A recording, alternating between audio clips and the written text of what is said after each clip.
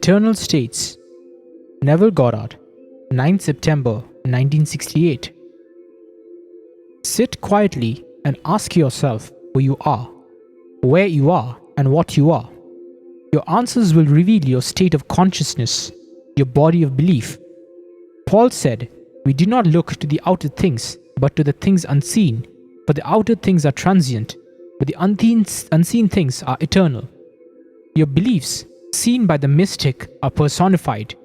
They form a state which completely controls your behavior. Any modification within your body of belief will result in a change in your outer world.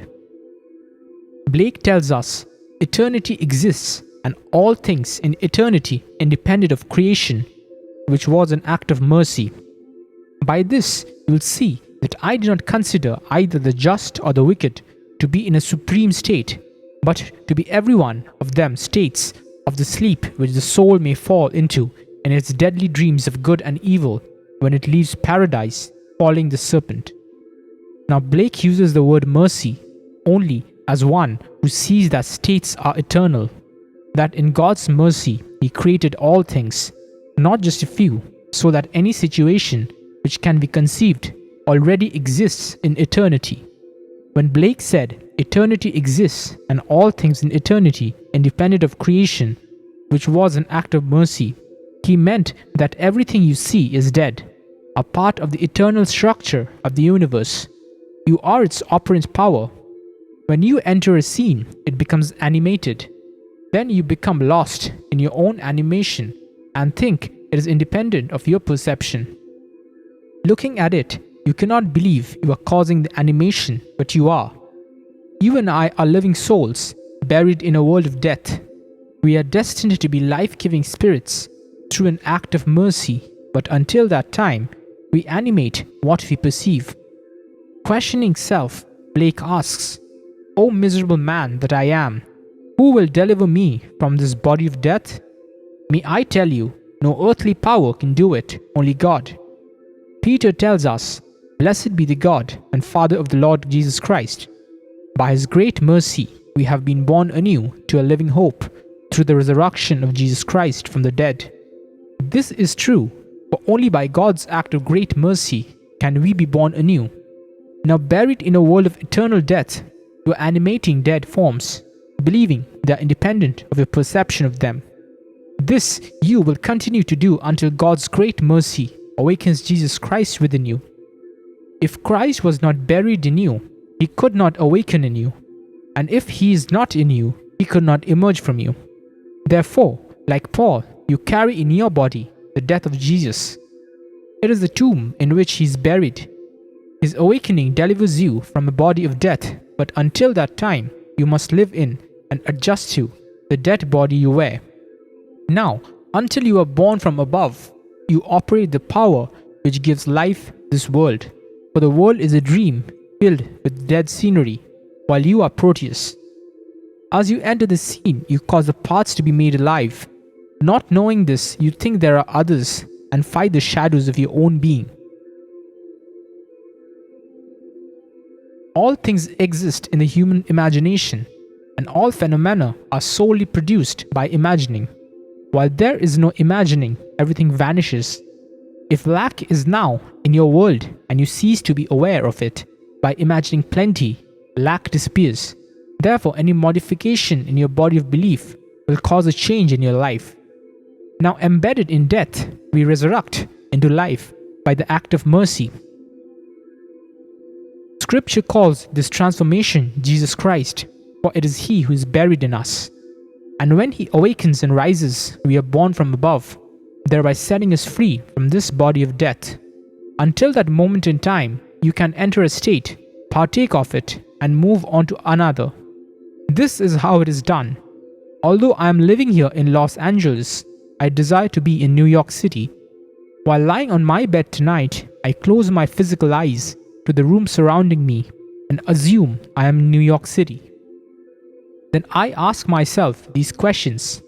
If I were now in New York City, what would I see? Would I think of Los Angeles as 3,000 miles to the west of me?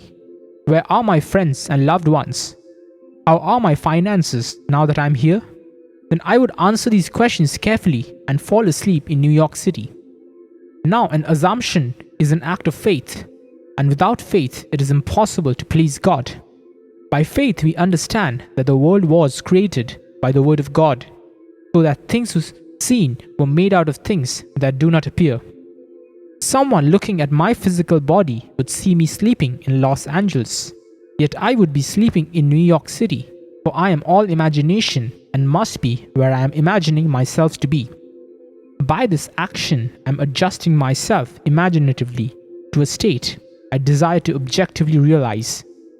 And if I have imagined with conviction by giving New York City all of the sensory vividness of reality, things will immediately begin to happen to compel me to make the journey. I do not imagine lightly anymore because I now know every imaginal act will come to pass. When I first stumbled upon this principle, I thought it was stupid. The idea that imagining creates reality was nonsense. How could anyone believe a thing into being without any external evidence to support it? How could any imaginal act be the causative fact which fuses and projects itself? Although I did not believe it could, I imagined and got that which I did not want. So I acquaint you now with what I know about this principle of imagining and lead you to your choice and its risk. There is always a risk, for you may not want what you have imagined after you get it, so I warn you to select wisely. Do you know what you want from life? You can be anything you want to be if you know who you are. Start from the premise, I'm all imagination and pass through states. For eternity, all things exist now. Having experienced a state and moved into another, you may think the former state has ceased to be, but all states are eternal. They remain forever. Like the mental traveler that you are, you pass through states, either wittingly or unwittingly, but your individual identity is forever. Whether you are rich or poor, you retain the same individual identity when you move from one state into another. If you are not on guard, you can be persuaded by the press, television, or radio to change your concept of self and unwittingly move into an undesirable state. You can move into many states and play many parts, but as the actor, you do not change your identity. When you are rich, you are the same actor as when you are poor. These are only different parts you are playing. You annexed your physical body for the experiences you are now having, but you are not the body you wear. The day will come when you will awaken to this fact. Then, like Proteus, you will assume any shape for the part you want to play. If it takes a fish, you will be a fish. If it takes a man, you will be a man, for that is who God is. Learn to adjust your senses to what you desire to be. Just as I moved to New York City, you can move into the state of wealth, fame, or any state you desire. Determine what it will be like and adjust your thinking by assuming you are feeling it now.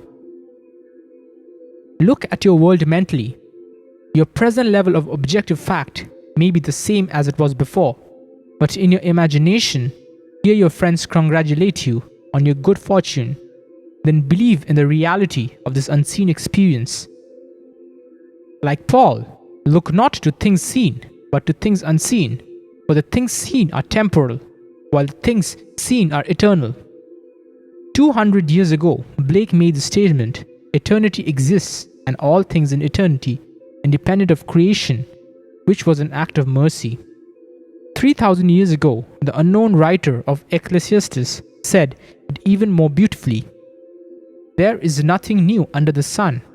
Is there a thing for which it is said, this is new? It has been already in ages past, but there is no remembrance of things to come after among those who will come later.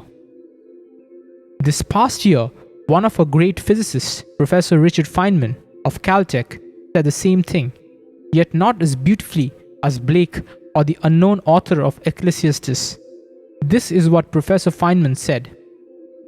The entire space-time history of the world is laid out, and we are only becoming aware of increasing portions of it successively. For this, Professor Feynman received the Nobel Prize and maybe $50,000, while Blake, who saw it mystically and recorded it poetically, went to an unmarked pauper's grave. Professor Feynman based his conclusion on his study of the disintegration of the atom. Noticing the peculiar behavior of a little positron when placed in fluid, he realized the entire space-time history of the world is already laid out, and man only becomes aware of portions of it successively. I've seen the same thing in vision and know that the world is dead. I've entered a room such as this to discover that I am the spirit animating it. By arresting the activity in me that caused the scene to become alive, everything froze. The waitress walked not, the birds flew not, the diners dined not. Then I knew that when I released its activity in me, everything and everyone would continue to complete their intention. Releasing my power, the waitress completed the serving. The bird flew to the limb of the tree, and the grass began to wave as the leaf which was arrested in space fell to the ground. Now I know I am the center of creative power. The day will come when you, too, will awaken and exercise your creative power knowingly. That is our destiny, for we all will awaken as God and use this power to create in the true sense of the word. Try to remember that there is no limit to God's creative power or your power of belief. Persuade yourself that things are as you desire them to be. Fall asleep in that assumption, as that is your act of faith. Tomorrow the world will begin to change to make room for the garment of your assumption. If it takes one person or 10,000 to aid the birth of your assumption, they will come. You will not need their consent or permission, because the world is dead, and what would be the purpose in asking dead people to help you? Simply know what you want, animate the scene, and those playing their parts will begin to move towards the fulfillment of your desire. Try it before you pass judgment upon it. I know it doesn't make sense, but it will prove itself in performance, and then it will not matter what the world thinks. If there is evidence for a thing, does it really matter what someone else thinks about it? I encourage you to try it, for if you do, you will not fail. Now let us go into the silence. Thank you.